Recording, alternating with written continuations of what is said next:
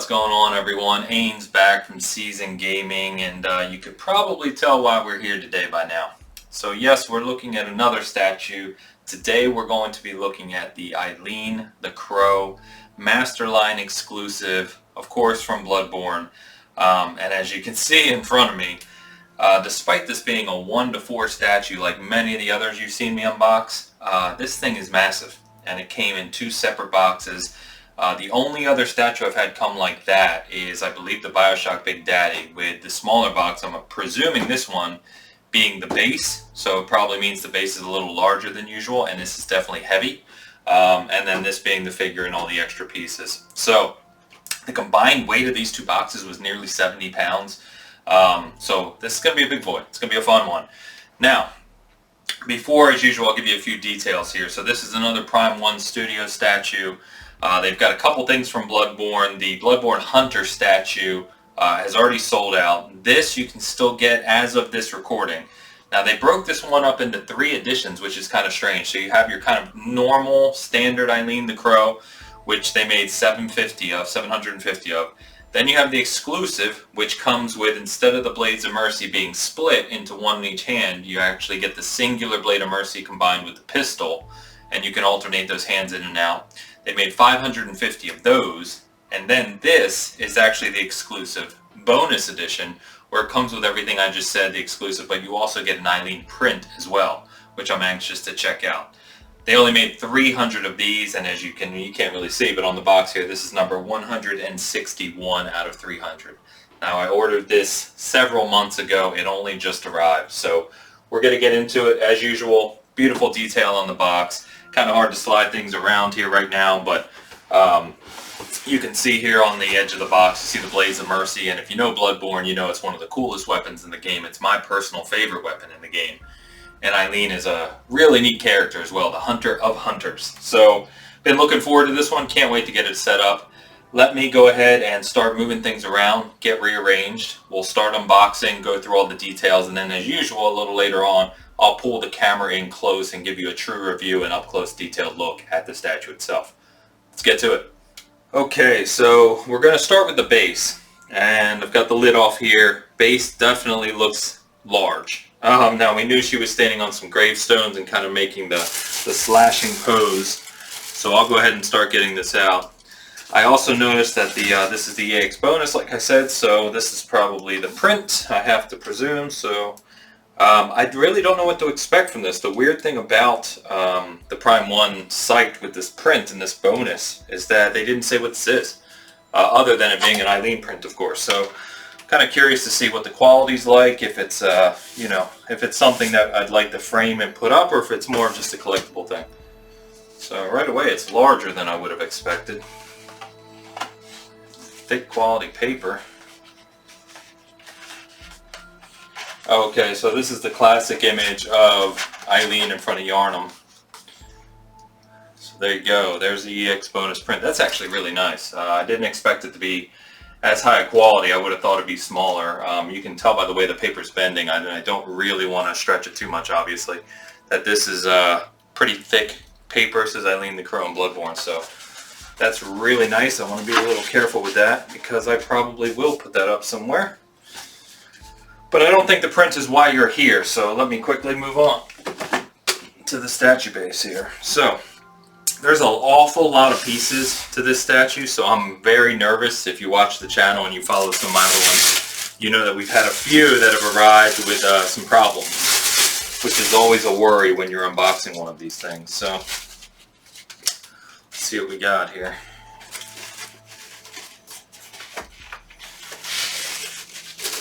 Extra padding is always good.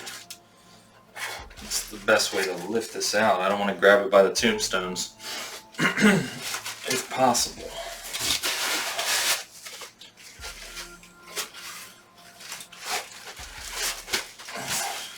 Well, this isn't going to be easy, is it? But I can tell you already that this is heavy. This is going to be one heck of a base. So I'm glad I got some new shelving around the game room to put these bigger statues on.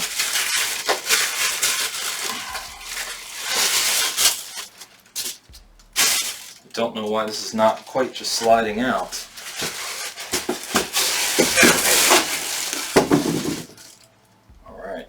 Yeah, that's got some weight to it for sure. So, if you saw the Big Daddy review, I said this is the heaviest statue I've ever done, and it still is, I think, to this day. This base is definitely going to be up there. This is noticeably heavier than the Witcher Prime 1 statues that I've done, or the Optimus Prime, or a few of the other ones we've looked at. This is not only really nice in terms of detail, but wow, very, very heavy. So I'm sure the base talks about the addition and numbering, so let's take a look. Yeah, there you go. So 161 out of 300. Exclusive bonus, like I said. So very similar to other Prime 1 offerings in the way they kind of signify and mark their statues and their bases.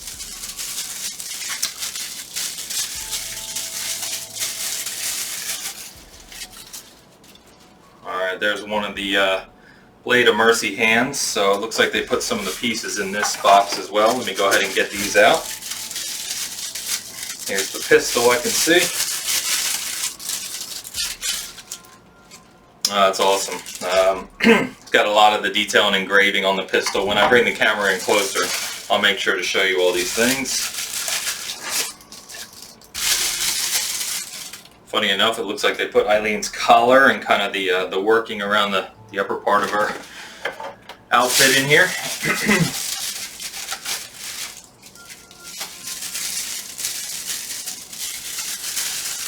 Looks like we're going to be in for a slightly longer video today, just given the number of pieces and what we have to look at here. So thank you for, as always, for hanging out with me. Alright, so there's your standard hands. That's your two Blades of Mercy broken apart. And then it looks like the exclusive pieces, if you order the exclusive, so there's your singular Blade of Mercy still together with your longer attack and the pistol. So you can alternate between these two or those two. Which one will I do? I'm not quite sure. So that's everything that's in the box. Oops, the box with the base. So we've got these pieces out. Let me reorganize here, move things around, get into the statue box, and we will start to get into the true part of the statue. Alright, we've got the main statue box open, and right away I can tell you this is a big piece. It's really weird when they say things are 1 to 4, because normally, there's a pretty standardized size for that compared to some of the statues. This is going to be noticeably bigger. I can just tell by the character mold, these wings. This is going to be quite the display. So I'm actually very, very excited to get into this more. I also realized that I brought over my smaller kind of display table for these videos as I'm doing this, and that was a huge mistake. I don't know what I was thinking in that regard, given the size of these boxes, but we're going to try and make it work. Let's start with the main torso and her kind of cape and jackets. Again, really crossing our fingers here that there's no damage. Please don't let there be any damage.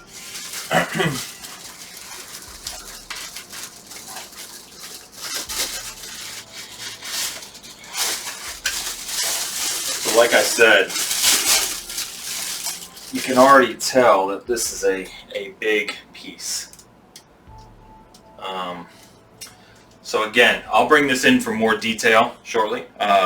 What I can tell you right away is kind of the way she's standing, her boots, kind of how things are torn. There's even scuffs and scratches and all kinds of things in the leather work. On her back here, she's got a couple vials along with a kit with scissors and tools. And it's super, super detailed, which is awesome.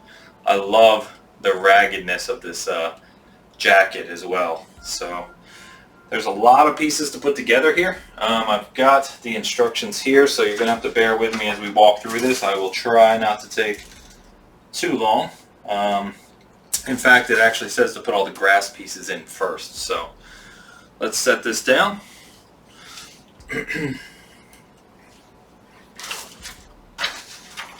Start to get all these pieces kind of out of here because there's a lot.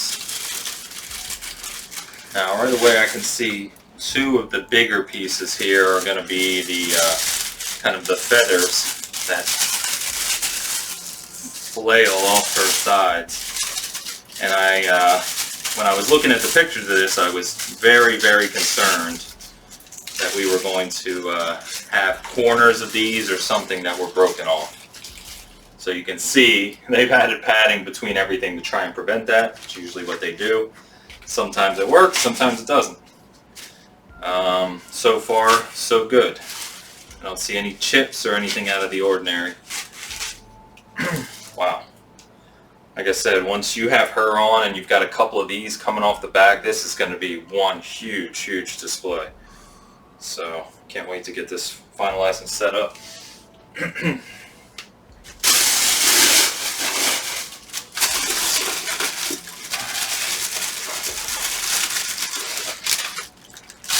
Now, as I'm recording this, we are 1 day away, and this will go live tonight, I believe. So tomorrow is the PlayStation Showcase, the first showcase we've had from PlayStation in a while.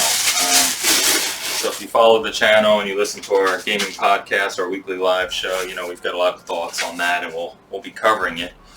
But yeah, I think many of us who are especially big Soulsborne fans, for lack of a better word, are really, really hoping and continue to hope that we get some news for some improvements on Bloodborne, either just a simple 60 frame per second update or a remaster, remake, or something of that nature for Bloodborne. I don't know if a Bloodborne 2 is is a possibility. We're hearing some rumblings, so we'll see. But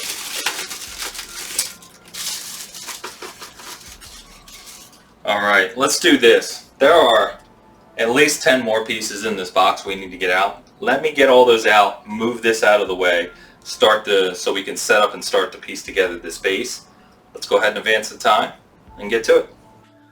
Alright, so we've moved things around a little bit. We've got the base ready, and we've got all the artificial grass put into it, ready for kind of the main pieces to go in. So as you can see a little closer now with the different lighting, is that this space is really something special, right? It's basically representative, obviously, of the graveyard, and if you're, again, big fan of Bloodborne, you'll know why that's important. It's when you come back to it after beating Father Gascoigne, Quan, you help Eileen fight off one of the hunters and develop the relationship for the rest of the game. So what I kind of really like here is there's a few statues that come with this artificial grass that you kind of plug in, and it's a nice little accent. But what I like here is it's not only kind of gray and fitting of the mood of Yharnam, but it actually is textured as well. So it gets darker as it goes down towards the ground where it's kind of black. So really neat accent again. Like I said, this base is very kind of heavy, so it's just wanted to show you the pieces of it. So let's go ahead and start putting the main statue together. So, first off, Eileen's main mold. So I'm trying to figure out exactly where she goes. It looks like there's a piece that goes here, and then she kind of stands on this other tombstone, which is part of what makes this such a cool looking statue. If I could figure this out, we'd be golden. Okay, so where am I? There we go. Okay, usually those slot right in. I was starting to get worried, but there you go. And yeah, that's again, it's got to be pretty precise because this leans right against this. What's really remarkable here, as I've already said in early looking at her torso, is even the leather on her boots and the way it curves up against this stone. It just looks very, very realistic. So this is going to be something, that's for sure. Alright, can you see me? Sorry about that. That's these pieces sit in a way I've actually kind of never seen on one of these statues before. So basically what it does is it layers the coat into these gigantic feathers, and then you have to angle them around the arm as they slot in. So this is, I keep saying that this is going to be something special, this statue, and yeah, we're not kidding. So look at this. Look how that lines up on the back and how it kind of just shows the angle. I know I'm kind of out of frame here, so I apologize, but you can see the coat here, and then you can see the way these all come up and kind of curve, and it curves all in a way kind of symmetrical on either side. It's, even though they're not entirely symmetrical in terms of the feathers and their shapes and stuff, which is just really, really cool. So turn this back around and we'll keep going. One thing that I noticed as well, and we're not there yet, but statue does come with 2 heads, slightly different variations as well. So, okay, sorry for the quick edits there. I'm back again. These front feather pieces that kind of align, go around the arm and kind of attach to the back, this one was proving to be problematic to fit in. It just wasn't fitting. So one of the funny instructions that came with it was saying that these can kind of mold over time. You know, these are a little flexible. And so it was hitting some of these other feathers and I literally couldn't get it in. So that took a minute. What you can see is now that everything's attached, you know, all these feathers are attached on these different pieces that come around. So it looks a little disjointed looking at it here. But what I showed you earlier, right, comes with the collar, and what they've done to alleviate this is this slots in over top and basically takes all that visibility away, and it's magnetic as well. So boom, goes right on, stays in place. You can't notice all the attachments underneath. Got the leather collar, the detail there. Looks fantastic. Kind of finishes off the whole piece. I've also put the Blades of Mercy in her hand. Now, like I said, these are the standard ones. So these are the ones that'll come with any edition. You can swap these out, as I've already said, and you can put in the full Blade of Mercy along with the Hunter's Pistol if you like. So, however you want to do it, it looks cool either way. While I kind of like the detached Blades of Mercy, I think the variation between the sword and the gun looks really, really cool, and that's the exclusive. So I think on display, I'm going to leave it that way. But, you know, you can always swap it out when you want. Lastly, it comes with 2 heads. Now, it didn't mention this as an exclusive, so I'm assuming that every edition comes with this. They look nearly identical. Same hat, obviously, her plague mask. There are even eyeballs, which are going to be impossible to show to this detail on the camera. But behind the mask, you can see her eyeballs. The only difference is the scarf, basically. As you can see, this comes down at a small point. This one comes down a little further and a longer point. So whichever one you prefer, it doesn't make a big difference to me. Honestly, it's not something that you're generally going to see a whole lot of. Yeah, so we'll just leave that for now to finish up the video. But there you have it. So that is something, isn't it? Gosh, seeing it in person is really, it's kind of hard to express exactly what this looks like and how impressive it is. I mean, you can see the size of me. I'm not a generally too small of a guy, and this is something special. So I'm just giving you a full kind of roundabout look here. You can see on the gun here, it's got all the engraving on the top, and then underneath it's even got the wood trim. It's not real wood, of course, but it looks like that aged wood. Plague mask is all worn and deteriorated, as is her hat. You know, like I said, lots of cuts and scars and tears and everything else in the leather, from her coat to her boots to her jacket. Even the button detail, you know, it has the engravings on the buttons. So again, it's just, you get what you pay for with these things. We talk about it every time, so I don't want to sound like a broken record, but super, super impressive. So let me pause one last time. And just for scale purposes, I'll bring over another statue and a few other things like I like to do to show you just how big this is in person. Be right back. Alright, so brought a favorite over from the channel, and one that I always love and many people seem to love. Is the Geralt statue from Prime 1 as well. And as I did on my statue review there, you know, I talked about how amazing the base was and how impressive a lot of the details were. And you can just see, right, like the base for Eileen here is not only larger than Geralt's, it's heavier. And you can see from a showcase, you know, from a showpiece, just look at this. I mean, it's just, it's massive compared to even this is just a few years ago now. And it doesn't make this any less impressive. It's just that this, from a 1 to 4 perspective, and especially for the price too, this is just something really, really neat. So, you know, as I always say, if you're a fan of the game, you're a fan of these types of things, these are just amazing things to have around. I brought this little guy out just to give people perspective as well. This is the God of War statue that comes with the collector's edition of God of War from 2018. So when you buy these collector's editions of games, they come with statues, and it can be anywhere from 10, 12 inch, etc. So it just goes to show you, right? And this is in front, so goes to show you the size difference and what we're talking about when we're talking about these true kind of large scale statues. So anyway, as always, if you have any questions for me, anything you want to know about this statue, any other statue, anything to say, just leave a comment. I will certainly get back to you. Really recommend this one. It's impressive, no doubt.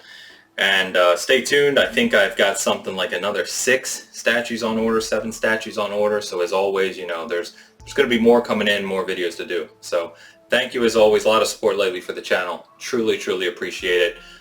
Give a like, give a comment if you appreciate it as well. Let me know if there's anything you want to see. And thanks for tuning in to Season Gaming. We will see you next time.